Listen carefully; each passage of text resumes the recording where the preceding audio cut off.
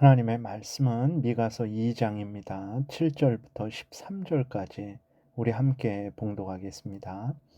너희 야곱의 족속아 어찌 이르기를 여호와의 영이 성급하시다 하겠느냐? 그의 행위가 이러하시다 하겠느냐? 나의 말이 정직하게 행하는 자에게 유익하지 아니하냐? 근래에 내 백성이 원수같이 일어나서 전쟁을 피하여 평안히 지나가는 자들의 의복에서 겉옷을 벗기며 내 백성의 부녀들을 그들의 즐거운 집에서 쫓아내고 그들의 어린 자녀에게서 나의 영광을 영원히 빼앗는도다. 이것은 너희가 쉴 곳이 아니니 일어나 떠날지어다. 이는 그것이 이미 더러워졌음이니라. 그런즉 반드시 멸하리니 그 멸망이 크리라. 사람이 만일 허망하게 행하며 거짓말로 이르기를 내가 포도주와 독주에 대하여 내게 예언하리라 할 것 같으면 그 사람이 이 백성의 선지자가 되리로다. 야곱아 반드시 너희 무리를 다 모으며 내가 반드시 이스라엘의 남은 자를 모으고 그들을 한 처소에 두기를 보스라의 양떼같이 하며 초장의 양떼같이 하리니 사람들이 크게 떠들 것이며 길을 여는 자가 그들 앞에 올라가고 그들은 길을 열어 성문에 이르러서는 그리로 나아갈 것이며 그들의 왕이 앞서가며 여호와께서는 선두로 가시리라. 아멘. 기도드리겠습니다. 살아계신 하나님 아버지 감사합니다. 이 시간에 하나님 말씀을 전하고 듣고자 합니다. 성령께서 역사하셔서 우리를 향한 하나님의 뜻을 잘 알고 믿고 순종해서 하나님의 영광을 드러내고 이웃을 유익하게 하며 우리도 하나님이 주시는 크신 은혜 늘 누리게 도우소서. 감사드리고 예수 그리스도의 이름으로 기도드렸습니다. 아멘. 하나님께서는 이스라엘 백성들의 죄악을 책망을 하셨어요. 네, 이스라엘 백성들이 하나님의 책망을 듣고 회개하고 돌이켰습니까? 그러지 않았죠. 하나님의 말씀을 욕으로 들었습니다. 그리고 미가에게 하나님의 말씀을 전하지 말라고 했습니다. 그리고 오늘 7절에 보게 되니까 하나님이 너무 조급하시다, 참을성이 없다, 성급하시다, 다 알아보지도 않고 그저 화만 내신다, 우리에게 누명을 씌우신다라고 하나님을 모독을 했습니다. 7절 보니까 너희 야곱의 족속아 어찌 이르기를 여호와의 영이 성급하시다 하겠느냐? 그의 행위가 이러하시다 하겠느냐? 이렇게 이스라엘 백성들이 하나님이 이스라엘 백성들을 책망하실 때 이제 욕으로 듣고 여호와의 영이 성급하시다, 조급하다, 알아보지 않고 화낸다, 누명 씌운다 이렇게 하나님 앞에 하나님을 모독한 거예요. 하나님이 말씀하시죠. 나의 말이 정직하게 행하는 자에게 유익하지 아니하냐? 그렇습니다. 하나님은 진실하신 분이죠. 공의로우신 분입니다. 정직하신 분이에요. 하나님의 말씀도 진실합니다. 공의롭습니다. 정직합니다. 그래서 하나님의 말씀을 정직하게 듣는 사람들은 그 말씀이 정직한 하나님의 말씀인 줄 알고 참된 유익을 얻죠. 욕으로 여기지 않습니다. 성급하시다 말하지 않아요. 이렇게 자신들은 죄가 없는데 하나님이 누명을 씌웠다 하는 이스라엘 백성들에게 하나님께서 이스라엘 백성들이 지은 죄를 하나하나 드러내십니다. 8절에 근래에 내 백성이 원수같이 일어나서 전쟁을 피하여 평안히 지나가는 자들의 의복에서 겉옷을 벗기며 그랬어요. 전쟁을 피해 가는 사람들의 옷을 이스라엘 백성들이 탈취하는 거예요. 형제들끼리 그런 일을 하는 거예요. 전쟁을 피해가는 사람들이 무엇을 많이 가지고 갑니까? 겨우 몸만 빠져나와서 도망가는데 그 걸친 옷을 빼앗아 버리는 거예요. 그럼 피난민이 어디로 가겠습니까? 다시 집으로 갈 수도 없는 것이고 정말 무엇으로 몸을 따뜻하게 할 수 있겠습니까?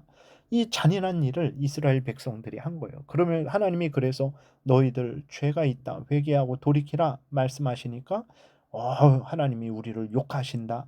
하나님이 성급하시다, 조급하시다, 알아보지도 않고 우리에게 누명 씌우신다 이렇게 한 거예요. 9절에 내 백성의 부녀들을 그들의 즐거운 집에서 쫓아내고 그들의 어린 자녀에게서 나의 영광을 영원히 빼앗는도다. 그러니까 가난한 과부의 집을 속여 빼앗는 거죠. 하나님의 영광, 즉 이스라엘의 어린 자녀들을 자신들의 종으로 삼아 버리는 거예요. 이렇게 악을 행한 자들에게 하나님이 진노하십니다. 죄악을 행하고도 하나님의 땅에서 평안히 살고자 하는 악한 자들을 향해 하나님이 하나님의 땅에서 너희는 평안히 살 자격이 없다.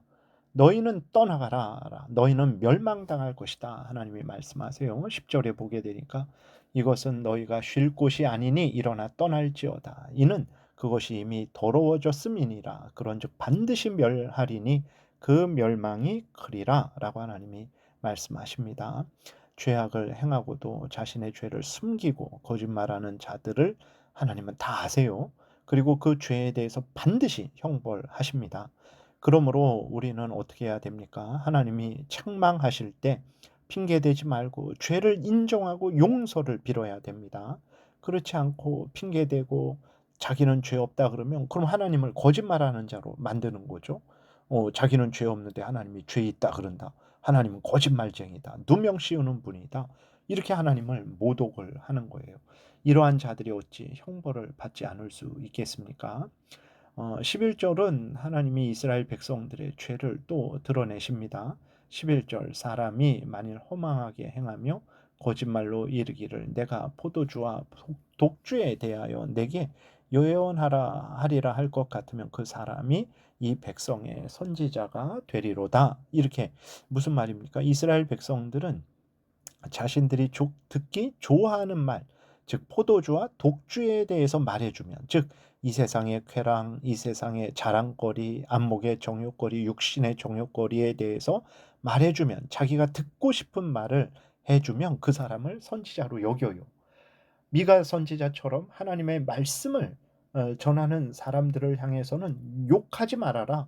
내 입을 닫으라. 라고 이렇게 말을 하면서 자신들의 죄를 인정해주고 자신들의 탐욕을 옳다 인정해주고 자신들의 탐욕을 채워주는 말을 해주는 사람들을 향해서는 아, 당신이야말로 참된 선지자다. 라고 믿고 따른다라는 거예요. 예, 참 오늘날도 이러지 않습니까? 교회에서도 여러분 이렇게 죄를 책망하고 하나님을 향해 마음과 뜻과 정성과 목숨을 다해야 된다 그러면 별로 그렇게 아멘이 안 나오죠. 그런데 아, 집사님 건강할 것입니다. 영혼이 잘 되고 육신이 잘 되고 범사가 잘 될 것입니다. 원하는 대로 될 것입니다. 라고 하면 어떻습니까? 아멘 하고 이제 그러한 경우가 종종 있죠. 그러니까 사람들은 이렇게 하나님의 말씀을 듣는 것보다 자기들의 원하는 말, 자기들이 듣고 싶은 말, 자기들의 탐욕을 채워주는 말을 더 좋아하죠. 여러분 그 무슨 의미가 있겠습니까? 아무리 어떤 사람이 그 원하는 말을 해 준다고 한들 그 말이 이루어집니까? 그 원함이 이루어집니까? 하나님이 은혜 주시지 않는데 하나님이 역사하시지 않는데 어떻게 이루어집니까? 속지 마시기 바랍니다. 하나님의 말씀을 해 주는 그 선지자를 그 하나님의 말씀을 전해 주는 목사를 좋아하고 기뻐하고 즐거워해야 돼요. 왜 그렇습니까? 하나님의 말씀을 통해서 우리가 우리 죄를 깨닫고 회개하고 돌이키게 되고 하나님을 알고 하나님을 믿고 하나님을 의지하고 하나님의 뜻을 따라 생명길을 가기 때문에 그런 것입니다. 12절부터는 이제 하나님께서 이스라엘을 징계하셨지만 다시 회복시키실 것을 말씀을 하십니다. 그러니까 이렇게 패역한 이스라엘 백성들이 스스로 회복되는 것은 아니죠. 어떻게 그들이 정결하게 되고 회복됩니까? 하나님의 무한하신 은혜와 사랑에 의한 거죠. 예수 그리스도의 대속의 공로에 의한 것입니다. 그래서 사람이 죄에서 건짐을 받는 것, 그 죄의 권세에서 해방되고 죄의 그 형벌인 죽음과 지옥에서 해방되고 사탄의 종로로 타는 데서 해방되어 하나님의 자녀되고 천국에 들어가는 것은 오직 하나님의 은혜로 인한 것이고 예수 그리스도의 구속의 공로에 의한 것이라는 것을 우리가 명심해야 됩니다. 12절 13절 야곱아 내가 반드시 너희 무리를 다 모으며 내가 반드시 이스라엘의 남은 자를 모으고 그들을 한 초소에 두기를 보스라의 양떼같이 하며 초장의 양떼같이 하리니 사람들이 크게 떠들 것이며 길을 여는 자가 그들 앞에 올라가고 그들은 길을 열어 성문에 이르러서는 그리로 나갈 것이며 그들의 왕이 앞서가며 여호와께서는 선두로 가시리라.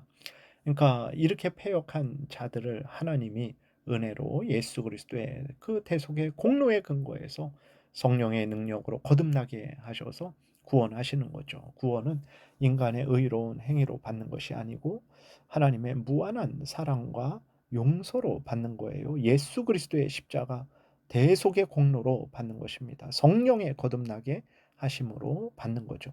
우리가 이렇게 하나님의 무한한 은혜와 사랑, 예수 그리스도의 대속의 공로, 성령의 거듭나게 하심으로 우리가 구원을 받았으니 새로워졌으니 악을 미워하고 버리고 하나님을 사랑하고 하나님의 명령을 따르는 자가 되었으니 우리가 하나님께 모든 감사와 영광을 돌려야 되겠습니다.